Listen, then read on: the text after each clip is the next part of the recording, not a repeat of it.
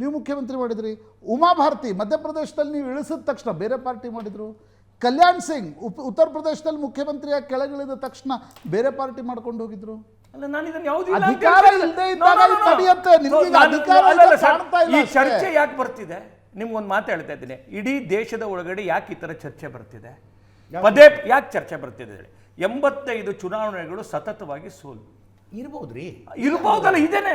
ಹೌದು, ಅಲ್ಲಲ್ಲ, ನಾಯಕತ್ವವನ್ನು ಯಾವತ್ತು ಒಂದು ಅಭದ್ರತೆ, ಒಬ್ಬ ನಾಯಕತ್ವ ಪ್ರಶ್ನೆ ಯಾವಾಗ ಬರುತ್ತೆ ಅಂತ ನೀವು ತೆಗೆದುಕೊಳ್ಳುವಂತ ನಿರ್ಧಾರಗಳು ಹಂಗಲ್ಲ. ನಿಮ್ಗೊಂದು ವಿಷಯ ಹೇಳ್ತೀನಿ ಕೇಳಿ, ದೇಶದ ಜನ ಕೂಡ ಇವರ ಏನು ನಿರ್ಧಾರಗಳಿದೆ, ಇವ್ರು ತೆಗೆದುಕೊಳ್ಳುವಂತ ಎಕ್ಸ್ಟ್ರಾ ಲೆಫ್ಟಿಸಮ್, ನೀವು ನೆನ್ನೆ ಮಾತನಾಡಿದ್ರಲ್ಲ, ಎಡಪಂಥೀಯಕ್ಕೆ ವಾಲ್ತಾ ಇರ್ತಕ್ಕಂಥದ್ದು, ಸೆಂಟ್ರಿಸ್ಟ್ ಪಾರ್ಟಿ ಲೆಫ್ಟಿಸ್ಟ್ ಪಾರ್ಟಿಯಾಗಿ ಪರಿವರ್ತನೆ ಆಗ್ತಿರ್ತಕ್ಕಂಥದ್ದು, ಯಾವುದಾದ್ರೂ ರಾಹುಲ್ ಗಾಂಧಿ ಅವರ ಚಟುವಟಿಕೆ ಒಳಗಡೆ ರಾಷ್ಟ್ರಕ್ಕೆ ಪೂರಕವಾಗಿರೋದು. ಮಣಿಶಂಕರ್ ಅಯ್ಯರ್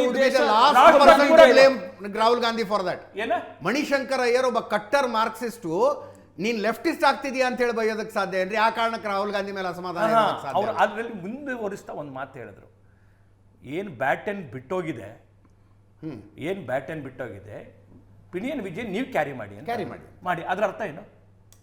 ಅದರ ಅರ್ಥ ಏನಂದ್ರೆ ಕಾಂಗ್ರೆಸ್ ಇಸ್ ನಾಟ್ ಕ್ರೆಡಿಬಿಲಿಟಿ.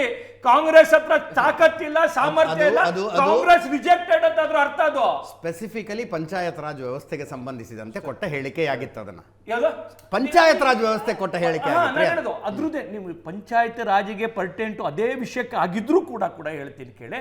ಹಾಗಾದ್ರೆ ನಿಮ್ದೆಲ್ಲಿ ಜವಾಬ್ದಾರಿ, ಎಲ್ಲಿ ನಿಮ್ಮ ಹೊಣೆಗಾರಿಕೆ, ನಿಮ್ದು ಅಕೌಂಟಬಿಲಿಟಿ ಎಲ್ಲಿ? ಯು ಆರ್ ಫೇಲ್ಡ್ ಅಂತಲ್ವಾ? ಇಲ್ಲರ ನಿಮ್ಮನ್ನು ಪ್ರೈಸ್ ಮಾಡ್ತಿದ್ರು. ಅವ್ರು ಏನ್ ಹೇಳಿದ್ರು? ಈಗಲೂ ಏನು ಅವ್ರು ಒಂದು ಮಾತನ್ನ ಹೇಳಿದ್ರು, ಅದನ್ನ ಕೋಟ್ ಮಾಡಿದ್ರು. ಕಾಂಗ್ರೆಸ್ನವ್ರಿಗೆ ಇದ್ರ ಬಗ್ಗೆ ಚಿಂತೆ ಇರಲಿ, ನಂದು ಅಭ್ಯಂತರ ಇಲ್ಲ. ನಾವು ಪ್ರಶ್ನೆ ಕೇಳಿ, ನಿಮ್ಗೆ ಯಾಕೆ ಚಿಂತೆ ರೀ? ಚಾಯ್ ನಿಮಗಂತೂ ಪ್ಲಾಟರ್ ನಲ್ಲಿ ಇಟ್ಟು ಚಾಯ್ ಪೇ ಚರ್ಚೆಗೆ ಒಂದು ಅವಕಾಶ ಕೊಟ್ಟವರು.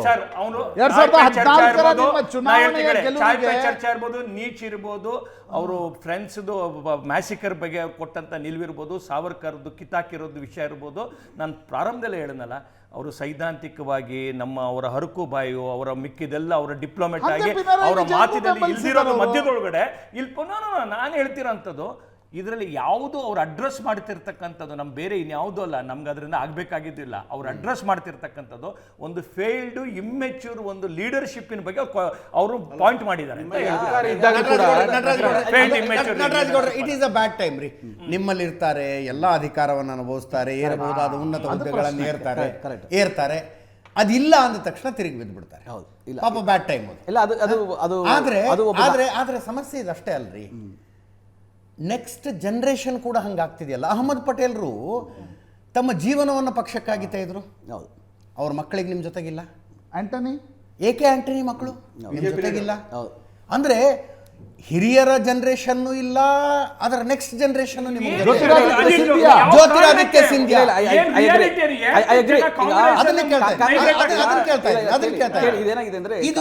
ಇದು ಕೇವಲ ಬ್ಯಾಡ್ ಟೈಮ್ ಅಂತ ಸುಮ್ಮನೆ ಕೂತ್ಕೊಳ್ಳೋದಲ್ಲ, ಇದು ಗಂಭೀರವಾದ ಸಮಸ್ಯೆ ಪಕ್ಷದಲ್ಲಿ. ಇದು ಪಕ್ಷದಲ್ಲಿ ಕೇವಲ ಎಲ್ಲಾ ರಾಜಕೀಯ ಪಕ್ಷದಲ್ಲಿ ಈ ತರದೇ ಆಗುತ್ತೆ. ಕಾಂಗ್ರೆಸ್ ಪಕ್ಷದ ಬಹಳ ಇತಿಹಾಸ, ಬಹಳ ನಾಯಕರು, ಬಹಳಷ್ಟು ಕಾರ್ಯಕರ್ತರದು, ಲಕ್ಷಾಂತರ ಕಾರ್ಯಕರ್ತರಿಂದ ಎಲ್ಲರಿಗೂ ಕೆಲವ್ರಿಗೆ ಆಕಾಂಕ್ಷೆಗಳಿರ್ತದೆ ತಂದೆದು ಮುಂದುವರಿಬೇಕು ಅಂತ ಹೇಳಿ. ಆ ಥರ ಕೆಲವ್ರಿಗೆ ಆಗಲ್ಲ, ಕೆಲವ್ರಿಗೆ ಅವಕಾಶಗಳಾಗ್ತವೆ. ಅವಕಾಶ ಸಿಗದವರು ಕೆಲವು ಸಲ ಈ ರೀತಿ ಆಚೆ ಹೋಗ್ತಾರೆ. ಬಹಳಷ್ಟು ನಾಯಕರಿಂದ ಆಚೆ ಹೋಗೋದು ನಾವು ಕೌಂಟ್ ಮಾಡ್ಬೋದು. ಬಿಜೆಪಿನಲ್ಲೂ ಶುರುವಾಗ್ತದೆ. ಹೆಂಗೆ ಇವರು ಅಡ್ವಾಣಿನ ಮೂಲೆ ಗುಂಪು ಮಾಡಿದ್ರು, ಮುರಳಿ ಮನೋಹರ್ ಜೋಶಿನ ಮೂಲೆ ಗುಂಪು ಮಾಡಿದ್ರು, ಜಸ್ವಂತ್ ಸಿಂಗ್ನ ಹೆಂಗೆ ಹಾಳು ಮಾಡಿದ್ರು, ಹೆಂಗೆ ಯಶವಂತ್ ಸಿನ್ಹಾನ ಆಚೆಗೆ ತಳ್ಳಿದ್ರು, ಶತ್ರುಘ್ನ ಸಿನ್ಹಾನ ಹೆಂಗೆ ಆಚೆ ತಳ್ಳಿದ್ರು, ಉಮಾ ಭಾರತಿ ಹೆಂಗೆ ಹೋದ್ರು, ಕಲ್ಯಾಣ್ ಸಿಂಗ್ ಹೆಂಗೆ ಹೋದ್ರು, ಇವ್ರದ್ದು ಪಟ್ಟಿ ಇನ್ಮೇಲೆ ಮುಂದಕ್ಕೆ ಬರ್ತದೆ. ಹೆಂಗೆ ಯಡಿಯೂರಪ್ಪ ಇಲ್ಲಿ ಕೆಜೆಪಿ ಮಾಡಿದ್ರು, BSR ಮಾಡಿದ್ರು. ಕೇಳಿ ಅಧಿಕಾರ ಸ್ವತಂತ್ರ ಭಾರತದ ಇತಿಹಾಸದಲ್ಲಿ ಮೊದಲನೇ ಬಾರಿ 15 ವರ್ಷ ಸ್ಟ್ರೆಚ್ ದಿಲ್ಲಿಯಲ್ಲಿ ಅಧಿಕಾರ ಇಲ್ಲ. ಅದಕ್ಕೆ ಯಾವಾಗ ನೋಡಿ, ಇಂದಿರಾ ಗಾಂಧಿ ಎಷ್ಟು ವರ್ಷ ಅಧಿಕಾರ ಬಿಟ್ಟು ದೂರ ಇದ್ರು? 2.5 ವರ್ಷ ಅಲ್ವಾ? ತದನಂತರ 2 ವರ್ಷ ರಾಜೀವ್ ಗಾಂಧಿ ಅಧಿಕಾರ ಬಿಟ್ಟು ದೂರ ಇದ್ರು. ರಾಜೀವ್ ಗಾಂಧಿ ಹತ್ಯೆ ಆಯಿತು, ಕಾಂಗ್ರೆಸ್ ಅಧಿಕಾರಕ್ಕೆ ಬಂತು.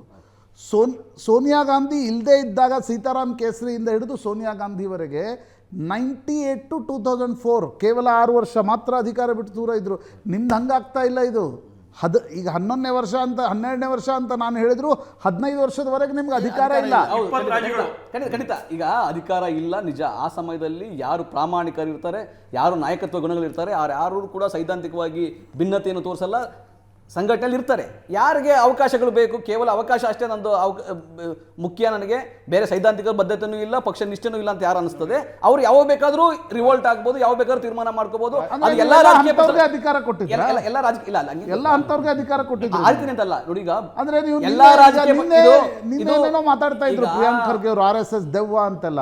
ಹೌದ್ರಿ, RSS ದೆವ್ವ ಅಂತ ಒಂದು RSS ಗಟ್ಟಿ ಒಂದು ಸಂಘಟನೆ ಅಂತ ತೆಗೆದುಕೊಂಡ್ರೆ ಅದರ ಎದುರುಗಡೆ ನೀವು ಗಟ್ಟಿ ಸಂಘಟನೆ ಕೊಡಬೇಕು. ನೀವೇನ್ ಮಾಡ್ತಿದ್ದೀರಿ?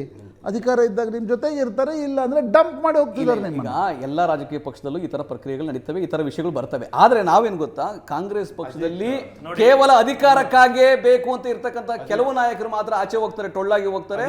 ಸಂಘಟನೆಯೇ ಮುಖ್ಯ, ದೇಶನೇ ಮುಖ್ಯ, ಈ ಸಂವಿಧಾನನೇ ಮುಖ್ಯ, ನಾವು ಹೋರಾಟನೇ ಮುಖ್ಯ. ರಾಹುಲ್ ಗಾಂಧಿ ಅವರು UPA 2 ನಲ್ಲಿ ಅಧಿಕಾರ ತೆಗೆದುಕೋಬಹುದಾಯ್ತು. ಅಧಿಕಾರಕ್ಕಾಗಿ ಆಸೆ ಪಟ್ಟವರಲ್ಲ ರಾಹುಲ್ ಗಾಂಧಿ ಅವರು. ಕಮ್ಯುನಿಸ್ಟ್ ಪಾರ್ಟಿ ಅಂತ ಮಾಡ್ಕೊಂಡು ಸೋನಿಯಾ ಗಾಂಧಿ ಅವರು ಅಧಿಕಾರಕ್ಕಾಗಿ ಆಸೆ ಪಟ್ಟವರದ್ದಲ್ಲ. ಯಾಕಂದ್ರೆ ಈ ದೇಶವನ್ನ ಒಟ್ಟಾಗಿ ಹಿಡಿಬೇಕು, ಈ ದೇಶದಲ್ಲಿ ಕೋಮುವಾದಿಗಳು ಅಟ್ಟಹಾಸದಲ್ಲಿ ಮೆರೀತಾರೆ, ಎಲ್ಲಾ ವ್ಯವಸ್ಥೆಯನ್ನ ಹಾಳು ಮಾಡ್ತಾರೆ. ಯಾರು ಯಾವ ಚುನಾವಣೆಯನ್ನು ಗೆದ್ರು, ಯಾರು ಯಾವ ಚುನಾವಣೆಯನ್ನು ಗೆಲ್ಸಿದ್ರು ಅನ್ನೋದನ್ನ ಯುದ್ಧದಲ್ಲಿ ಗೆದ್ದವ್ರನ್ನ ಮಾತ್ರ ಇತಿಹಾಸ ಅಷ್ಟೇ ನೆನಪಿಟ್ಕೊಳ್ಳೋದು, ಅದನ್ನಷ್ಟೇ. ಈ 15 ವರ್ಷಗಳ ಕಾಲ ಗೋಸ್ಟ್ ಆರ್ಗನೈಸೇಷನ್ ಚೆನ್ನಾಗಿ ಆ ಗೋಸ್ಟ್ ಆರ್ಗನೈಸೇಷನ್ ಇಲ್ಲ ಅಂದ್ರೆ ಇವರೇನು ಬಿಜೆಪಿ ಏನಲ್ಲ ಅಂತ ಹೇಳಿದ್ನ ರಾಜಕೀಯ ವಿಶ್ಲೇಷಣೆ ಬರ್ತಾ ಇದೆ. ಆದ್ರೆ ಬಿಜೆಪಿನಲ್ಲಿ ಏನಂದ್ರೆ ಕೇವಲ ಬಿಜೆಪಿ ವಕ್ತಾರರು ಮಾತಾಡಿರೋದಲ್ಲ, ಕೇವಲ ರಾಹುಲ್ ಗಾಂಧಿಯನ್ನು ಟೀಕೆ ಮಾಡ್ಲಿಕ್ಕೆ, ಅವ್ರನ್ನ ಬೈಗಲಿಕ್ಕೆ ಮಾತ್ರ ಪದವನ್ನು ಉಪಯೋಗಿಸಿದ್ರು. ನಿಜವಾಗ್ಲೂ ಯಾರು ಇವರೇನೋ ಬೈಬೇಕಂತಿದ್ರೆ ನರೇಂದ್ರ ಮೋದಿ ಅವ್ರಿಗೆ ಹೇಳಿ 2014ರಿಂದ ಇಲ್ಲಿವರೆಗೂ ಒಂದೇ ಒಂದು